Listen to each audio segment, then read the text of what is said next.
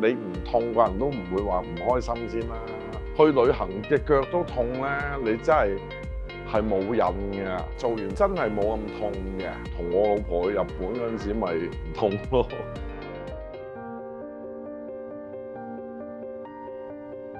我叫阿 Jo 啦，醫生就話我係足底筋膜炎。你冇諗過你喺屋企咧，你係要着住對唔知咩波鞋嚟燙衫噶嘛？係呢邊嗰個腳踭，哇，企喺度都痛，行多一陣都痛，每一步路都好刺痛嗰隻咯。即係你唔好行咯，你一企喺度就痛咯。你夾硬行就跛下跛下咁樣。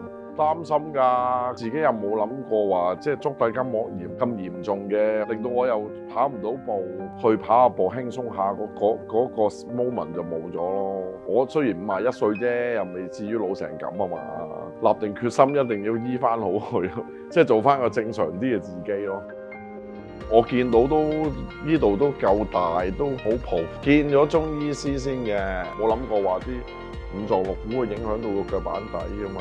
做治療嘅時候咧，咁佢有好多機同你消炎啊嗰啲，我咁我覺得又 OK 舒服嘅，真係冇咁痛嘅。如果10分係滿分嘅話，我會俾 N 機能再生係8分。N 機能再生幫到我。